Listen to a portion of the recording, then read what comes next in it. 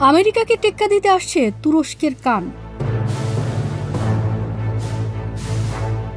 রাজা বাদশাদের যুগে যুদ্ধের সক্ষমতা প্রকাশ পেত হাতি, ঘোড়া আর বিশাল সৈন্যবাহিনীতে, কিন্তু এখন যুদ্ধের রণাঙ্গন বদলে গেছে।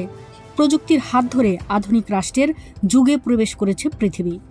হাতি ঘোড়ার জায়গায় এসেছে ট্যাঙ্ক, ফাইটার জেট, ড্রোন আর ধ্বংসাত্মক নেভাল ডিস্ট্রয়ার। সম্প্রতি ইউক্রেন রাশিয়া যুদ্ধে তাক লাগিয়ে দিয়েছে রাশিয়ান ফাইটার জেট MiG-29। চতুর্থ প্রজন্মের এই বিমানের হামলায় রীতিমতো নাগানি চুবানি খেয়েছে ইউক্রেন।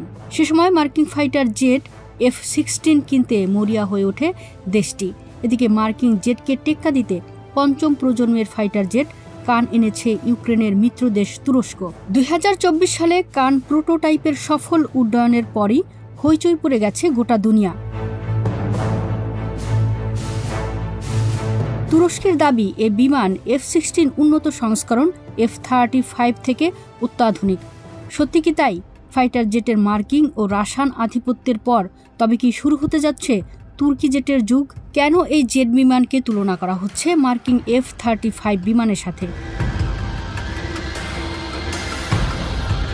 2010 সালে তুরস্কের বিমান বহরকে সমৃদ্ধ করার উদ্যোগ নেন প্রেসিডেন্ট রিসেপ তাইয়েফ এরদোয়ান। সেই লক্ষ্যে 2011 সালে সুইডেনের কোম্পানি SAAB সঙ্গে চুক্তি বন্ধ হয় টার্কিশ এরোস্পেস ইন্ডাস্ট্রিজ। সে সময় 3টি ফাইটার জেটের নকশা করা হয়। 2016 সালে ডিফেন্স ইন্ডাস্ট্রিজের সঙ্গে একই প্রকল্প নিয়ে চুক্তি বন্ধ হয় টার্কিশ। 2017 সালে যুক্তরাষ্ট্রের ব্রিটিশ এরোস্পেস সিস্টেমের সঙ্গে চুক্তির পর আরও গতি পায় এই প্রকল্প।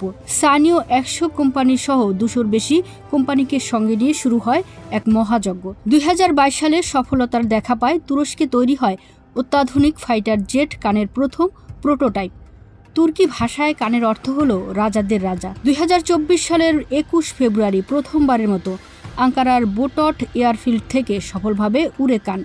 13 মিনিটের ফাইটে 8000 ফিট উচ্চতায় 426 কিলোমিটার প্রতি ঘন্টার গতিতে ছুটে যায় ফাইটার জেটটি। পঞ্চম প্রজন্মের এই জেটের ব্যবহার করা হয়েছে দুটি জেনারেল ইলেকট্রিক F-110 ইঞ্জিন। একই ইঞ্জিন ব্যবহৃত হাই মার্কিং জেট F-16 এর। যদিও 2028 সালের টার্কিশ ইঞ্জিন 20 কান তুরস্কের বিমান বাহিনীতে যুক্ত হবে বলে ঘোষণা দিয়েছে টার্কিশ এরোস্পেস। 21 মিটার দীর্ঘ ফাইটার জেট কানের সর্বোচ্চ গতি ঘন্টায় 2222 কিলোমিটার, যেখানে মার্কিন F-35 এর গতি ঘন্টায় 1950 কিলোমিটার। টার্কিশ এরোস্পেসের দাবি, নতুন প্রজন্মের অস্ত্রের সঙ্গে এয়ার টু এয়ার এবং এয়ার টু গ্রাউন্ড কম্ব্যাট পারদর্শী হবে তুর্কি ফাইটার। থাকবে সুপারসনিক গতিতে নির্ভুলভাবে যে কোনো লক্ষ্যবস্তুতে হামলা করার সক্ষমতা। অত্যাধুনিক ড্রোন ও নিয়ন্ত্রণ করা যাবে এ ফাইটার থেকে। এছাড়া স্টেলথ মুডের কারণে যে কোনো অত্যাধুনিক রাডার ফাঁকি দিতে সক্ষম হবে কান। শব্দের চেয়েও বেশি দ্রুত চলতে জ্বালানি লাগবে অন্য জেটের চেয়ে কম। রাডার ও ইলেকট্রনিক ওয়ারফেয়ারের পাশে কৃত্রিম বুদ্ধিমত্তা ব্যবহারের সক্ষমতা থাকবে বলে জানিয়েছে টার্কিশ এরোস্পেস। আমেরিকা অস্ত্র বিক্রির সময় নির্দিষ্ট করে দেয় এই অস্ত্র কিভাবে এবং কোথায় ব্যবহার করা যাবে। বিক্রির পরে তারা নিয়মিতভাবে পর্যবেক্ষণ করে সেই অস্ত্র তাদের নির্ধারিত শর্ত অনুযায়ী ব্যবহৃত হচ্ছে কিনা। যুক্তরাষ্ট্র সরকার ও অন্য কোনো দেশের সরকার এই চুক্তির মাধ্যমে অস্ত্র ক্রয় বিক্রয় করে থাকে। এতে নির্দিষ্ট করে দেওয়া হয় অস্ত্র কোথায় ব্যবহার করা যাবে, তৃতীয় পক্ষকে বা অন্য কোনো দেশকে দেওয়া যাবে কিনা, কোনো যুদ্ধবিধি বা আন্তর্জাতিক আইন লঙ্ঘন করা যাবে কিনা, এইসব শর্ত দেওয়া থাকে যুক্তরাষ্ট্রের। যুক্তরাষ্ট্র সাধারণত তাদের ঘনিষ্ঠ মিত্র দেশগুলোতেই অস্ত্র বিক্রি করে থাকে। অন্যদিকে কান কিনলে এবং শর্তের আওতায় থাকতে হবে না, তাই বিশ্ব এখন তুরস্কের ফাইটার জেটের দিকেই ঝুঁকছে।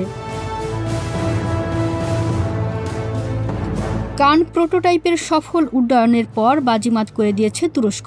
এরই মধ্যে ইন্দোনেশিয়া 48টি কান কেনার জন্য তুরস্কের সঙ্গে $10 বিলিয়ন চুক্তি করেছে বলে জানিয়েছে আন্তর্জাতিক গণমাধ্যম। এছাড়া সৌদি আরব, আজারবাইজান, ইউক্রেন, পাকিস্তান সহ বিভিন্ন দেশ ইতোমধ্যে ফাইটার জেটটি কেনার আগ্রহী বলে জানিয়েছে তুর্কি গণমাধ্যম।